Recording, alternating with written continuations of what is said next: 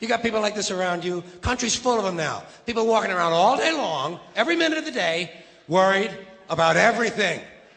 Worried about the air, worried about the water, worried about the soil. Worried about insecticides, pesticides, food additives, carcinogens. Worried about radon gas, worried about asbestos. Worried about saving endangered species. Let me tell you about endangered species, all right? Saving endangered species is just one more arrogant attempt by humans to control nature. It's arrogant meddling. It's what got us in trouble in the first place. Doesn't anybody understand that? Interfering with nature. Over 90%, way over 90% of all the species that have ever lived on this planet, are gone. They're extinct. We didn't kill them all. They just disappeared. That's what nature does. They disappear these days at the rate of 25 a day. And I mean regardless of our behavior. Irrespective of how we act on this planet, 25 species that were here today will be gone tomorrow. Let them go gracefully. Leave nature alone. Haven't we done enough? We're so self-important. So self-important. Everybody's going to save something now. Save the trees, save the bees, save the whales, save those snails. And the greatest arrogance of all, save the planet. What? Are these fucking people kidding me? Save the planet? We don't even know how to take care of ourselves yet. We haven't learned how to care for one another. We're gonna save the fucking planet? I'm getting tired of that shit. Tired of that shit. Tired. I'm tired of fucking Earth Day. I'm tired of these self-righteous environmentalists, these white bourgeois liberals who think the only thing wrong with this country is there aren't enough bicycle paths.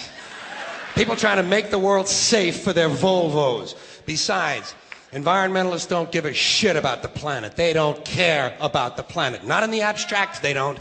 Not in the abstract, they don't. You know what they're interested in? A clean place to live.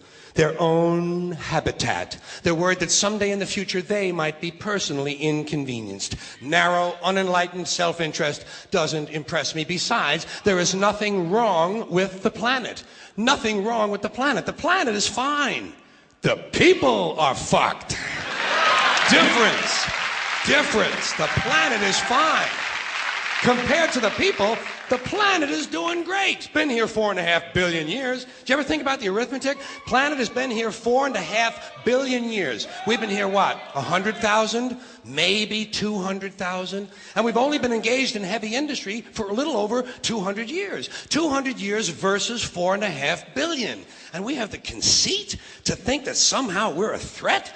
That somehow we're going to put in jeopardy this beautiful little blue-green ball that's just a-floating around the sun? The planet has been through a lot worse than us. Been through all kinds of things worse than us. Been through earthquakes, volcanoes, plate tectonics, continental drift, solar flares, sunspots, magnetic storms, the magnetic reversal of the poles, hundreds of thousands of years of bombardment by comets and asteroids and meteors, worldwide floods, tidal waves, worldwide fires, erosion, cosmic rays, recurring ice ages, and we think some plastic bags and some aluminum cans are going to make a difference? The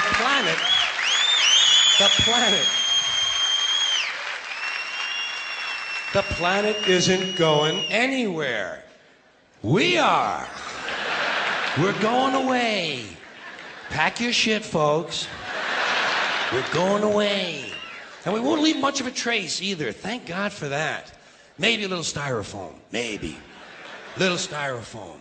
Planet will be here and we'll be long gone. Just another failed mutation. Just another closed-end biological mistake. An evolutionary cul-de-sac. The planet will shake us off like a bad case of fleas. A surface nuisance. You want to know how the planet's doing?